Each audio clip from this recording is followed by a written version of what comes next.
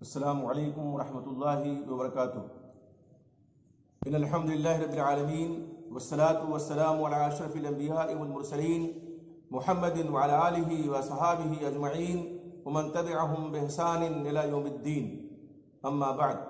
محترم ناظرین، آج کے درس میں ہم اس بات کی وضاحت کریں گے کہ صالحین کی قبروں کے پاس جو غلو لوگ کرتے ہیں اس کا کیا حکم ہے۔ اسی طرح وہ اعمال بھی بتلائیں گے جو صالحین کی قبروں کے پاس لوگ کرتے ہیں، جن میں بعض تو جائز ہیں اور بعض ممنوع، حرام یا شرک اکبر ہے۔ تو آئیے سب سے پہلے ہم جان لیں کہ غلو کسے کہتے ہیں۔ دیکھیے، غلو کا لغوی معنی ہے حد سے تجاوز کرنا، زیادتی کرنا، کسی چیز کو بڑھا دینا، اور اصطلاح شریعت میں صالحین کے سلسلے میں اس طرح غلو کرنا کہ اللہ کے وہ حقوق جو اس کے ساتھ خاص ہیں، مثلا کمال مطلق، غنا مطلق، تصرف مطلق، تمام وجوہ سے۔ اسی طرح سے عبادت جس کا مستحق صرف اللہ ہے، اس میں صالحین کو، کسی غیر کو شریک بنا لینا، یہ غلو فی الصالحین ہے۔ اور یہ غلو زندہ ہوتے ہیں وہ تب بھی لوگ کرتے ہیں، اور جب ان کی وفات ہو جاتی ہے تو ان کی قبر پہ جا کر کے کرتے ہیں۔ تو جو ایسا غلو ہے، ظاہر ہے اصطلاحی غلو جو جسے ہم کہتے ہیں، یہ شرک ہے۔ جیسے کہ اس سے قبل ہم نے مثال دی تھی ایک درس میں کہ قوم نوح کے لوگوں نے 5 ان کے جو صالحین تھے ان کے سلسلے میں غلو کیا تھا۔ اسی طرح سے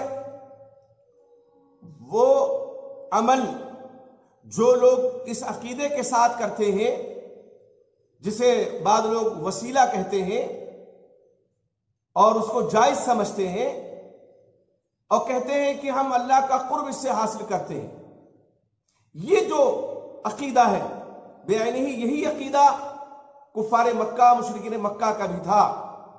قرآن نے اس کو نقل کیا ان کے عقیدے کو، اور وہ کہتے تھے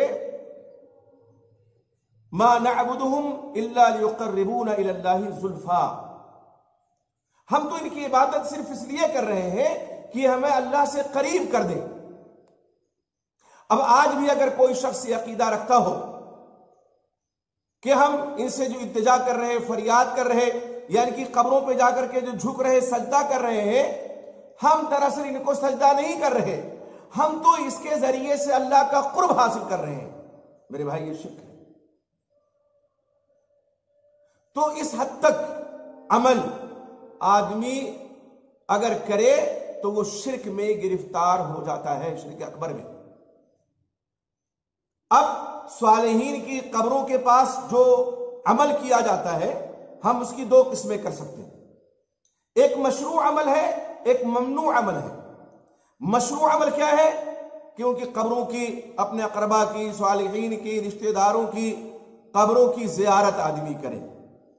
آپ صلی اللہ علیہ وسلم نے ابتدا میں بے شک منع فرمایا تھا، لیکن بعد میں آپ صلی اللہ علیہ وسلم نے اجازت دی اور فرمایا کہ میں نے تمہیں پہلے زیارت قبور سے منع کیا تھا، لیکن اب زیارت کرو۔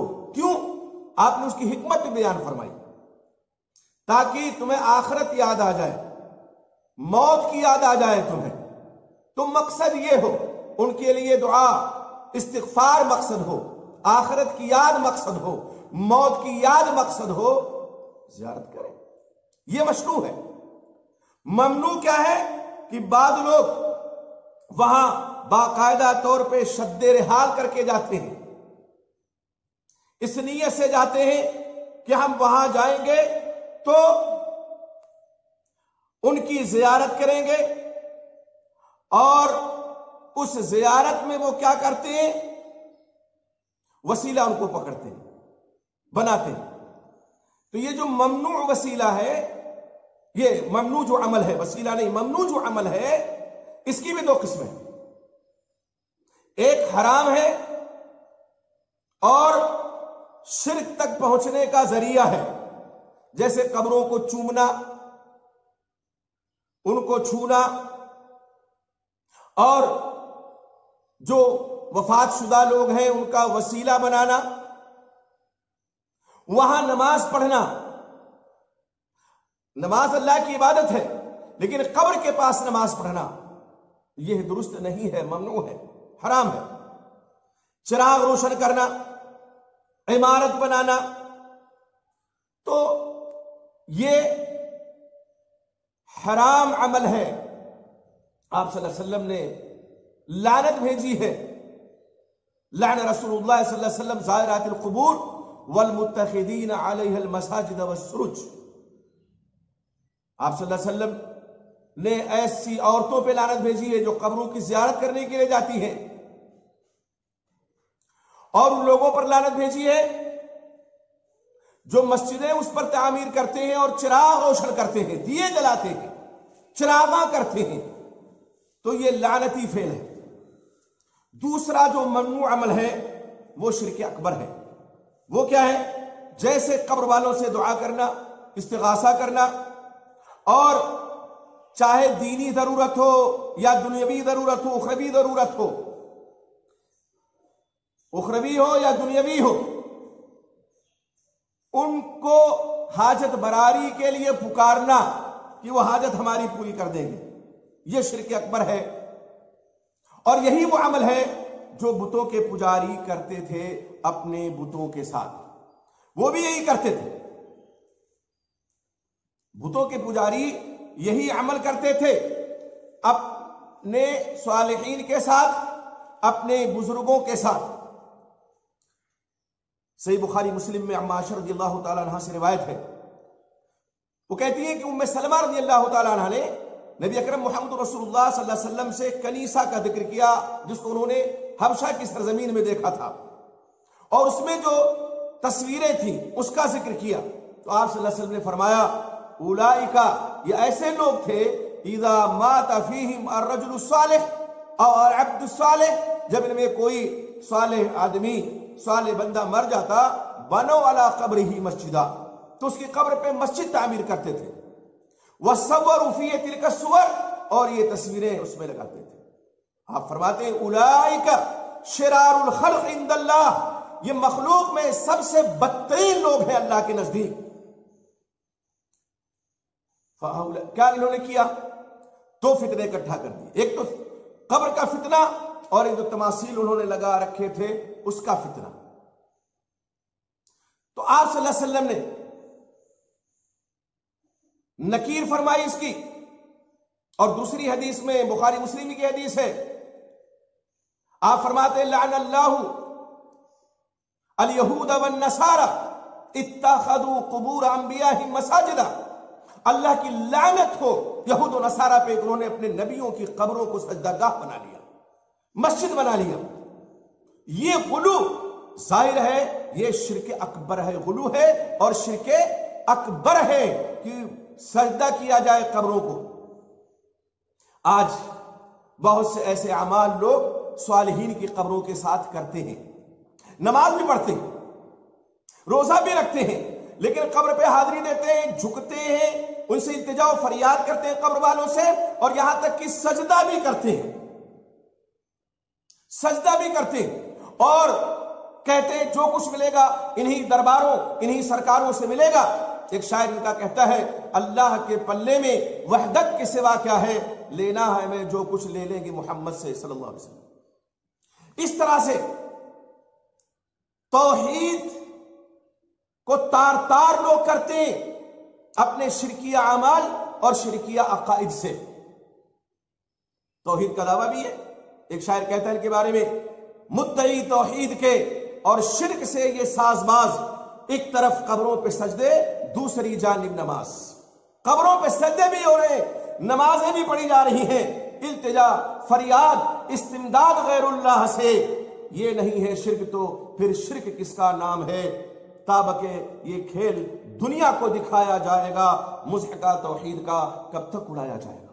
میرے بھائی یہ توحید کا مضحکہ ہے، استہزاء ہے کہ آپ اپنے آپ کو مومن کہتے ہیں، مسلمان کہتے ہیں، توحید والا کہتے ہیں، اور اس کے باوجود جا کر کے قبروں پہ سجدہ ریزی کرتے ہیں۔ ایسے لوگ بخشے نہیں جائیں گے، اور یقیناً یہ شرک اکبر ہے جو صالحین کی قبروں کے پاس جا کر کے لوگ کرتے ہیں۔ اور اب تو قبریں ہو سکتا ہے انتظار میں ہو، بہت سے زندہ لوگ، ملعون لوگ اپنے پیروں پر لوگوں کو جھکاتے ہیں، یہاں تک کہ ویڈیو بعض ایسے وائرل ہوتے ہیں کہ عورتیں سجدہ کرتی ہیں اور یہ ملعون انسان ان کے سر پہ، ان عورتوں کی پیٹھ پہ اپنا ہاتھ پھیرتا ہے، غیر محرم عورتوں کی پیٹھ پہ۔ اسلام کہاں ہے؟ توحید کہاں ہے؟ ایمان کو آواز دو، ایمان کہاں ہے؟ ایسے لوگوں کے سینے میں جو دھڑکتا ہوا دل ہے، اس میں کہاں ایمان بچا ہے؟ یہ سودا ایمان کا ہو رہا ہے، سر عام سودا ہو رہا ہے۔ لوگ سوچتے نہیں، اللہ کے نبی محمد رسول اللہ صلی اللہ علیہ وسلم کو ان صفات سے متصف کر دیتے ہیں جو اللہ کی صفت ہے، بزرگوں کو متصف کر دیتے ہیں جیسے علم غیب، یہ اللہ کی خصوصی صفت ہے۔ اور قرآن مجید میں اللہ نے فرمایا، آپ سے کہنے وایا کہ وَلَوْ كُنْتُ عَالِمُ الْغَيْبِ لَاسْتَكْثَرْتُ مِنَ الْخَيْرِ وَمَا مَسَّنِيَ السُّوءُ، اگر میں علم غیب رکھتا تو میں بہت سا خیر اکٹھا کر لیتا، کوئی بھی تکلیف مجھے نہیں پہنچتی۔ سورہ اعراف میں یہ اللہ رب العزت آپ صلی اللہ علیہ وسلم سے کہلوا رہا ہے، اور آپ نے خود منع فرمایا صحیح بخاری کی حدیث میں، لا تطرونی کما اطرت النصارى عیسی ابن مریم، میرے مرتبے کو اتنا حد سے زیادہ نہ بڑھاؤ جیسے کہ نصارہ نے عیسی ابن مریم کے مرتبے کو بڑھا دیا تھا۔ تین کا تیسرا کہہ دیا، پھر ابن اللہ کہہ دیا۔ آپ نے فرمایا انما انا عبد فقولوا عبد اللہ ورسول، بے شک میں اللہ کا بندہ ہوں تو مجھے اللہ کا بندہ اس کا رسول کہو، اللہ کا بندہ اور اس کا رسول مجھے کہو۔ صحیح بخاری کی حدیث میں آپ یہ فرما رہے ہیں۔ لیکن آج کتنے لوگ ہیں جو بڑے تمطراق سے کہتے ہیں وہی جو مستوی عرش تھا خدا ہو کر اتر پڑا ہے مدینے میں مصطفیٰ ہو کر، علیاذ باللہ۔ ان کا شاعر کہتا ہے کہ ان کے ظاہر میں مصطفائی ہے، ان کے قبضے میں سب خدائی ہے۔ آخر شرک پھر اور کس چڑیا کا نام ہے؟ اگر یہ شرک نہیں ہے تو پھر شرک کسے کہتے ہیں؟ استغفر اللہ ثم استغفر اللہ، عالم الغیب بنا دیا غیر اللہ کو۔ اور ایک کا شاعر کہتا ہے کہ اگر محمد نے محمد کو خدا مان لیا ہے پھر تو سمجھو کہ وہ مسلمان ہے، دغاباز نہیں۔ محمد یعنی محمد یار گڑھی والا، اس نے اگر محمد صلی اللہ علیہ وسلم کو اللہ مان لیا ہے تب سمجھو وہ مسلمان ہے، ورنہ دغاباز ہے۔ ایسے ایسے اشعار غارت گرے دین و ایمان، غارت گرے عقید توحید، ایسے اشعار لوگ باقاعدہ لہک لہک کر کے اپنی مجلسوں میں پڑھتے ہیں۔ میرے بھائی یہ شرک ہے، غلو ہے، یہ اس سے بچنا چاہیے، چاہے وہ قبروں کے پاس جا کر کے آدمی کرے یا قبر کے علاوہ کرے، یہ غلو ہے۔ کسی کی بھی شان میں ایسا کرنا غلو ہے، ایسا نہیں کرنا چاہیے، اور ایسے اعمال سے، ایسے عقائد سے انسان کو بچنا چاہیے۔ غلو کے بارے میں جو ہے معلوم ہو گیا، اور یہ معلوم ہو گیا کہ قبر کے پاس کیا مشروع ہے کیا ممنوع ہے۔ مشروع ہے زیارت، ممنوع کی دو قسمیں ہم نے بتلائی ہیں۔ ایک وہ جو حرام ہے جیسے چراغاں کرنا، چھونا قبر کو، مس کرنا، بوسہ دینا، عمارت تعمیر کرنا، اور ایک ہم نے بتایا ممنوع کی دوسری قسم کیا ہے، وہ شرک اکبر ہے کہ انہی سے باقاعدہ التجا کرنا، فریاد کرنا، استغاثہ کرنا، مدد مانگنا۔ یہ جو اعمال شرکیہ لوگ کرتے ہیں اور اپنے آپ کو مسلمان سمجھتے ہیں، ضروری ہے کہ وہ اپنے اس عمل پہ نہ صرف ایک نظر ثانی کریں بلکہ توبہ کریں، تائب ہو جائیں۔ توبہ کا دروازہ بھی کھلا ہوا ہے میرے بھائی، اللہ کے واسطے التجا اللہ سے کیجئے، فریاد اللہ سے کیجئے۔ وہی غوث اعظم ہے، وہی بگڑی بنانے والا ہے، وہی فریاد کو پہنچنے والا ہے۔ یہ جو قبروں میں ہیں یا جو قبروں سے باہر ہیں یہ خود اسی کے محتاج ہیں، یہ ہماری آپ کی محتاجی کیا دور کریں گے؟ سمجھ میں آ جائے تو یقیناً آپ اپنے آپ کو خوش نصیب سمجھ لیں، اور اگر سمجھ میں یہ بات نہیں آتی ہے تو یہ گرہ میں بات باندھ لیجئے کہ بدنصیبی آپ کا پیچھا نہیں چھوڑ رہی ہے۔ اللہ سے دعا ہے کہ اللہ تعالیٰ عقید توحید پہ ہمارا آپ کا خاتمہ فرمائے، آمین۔ والسلام علیکم ورحمۃ اللہ وبرکاتہ۔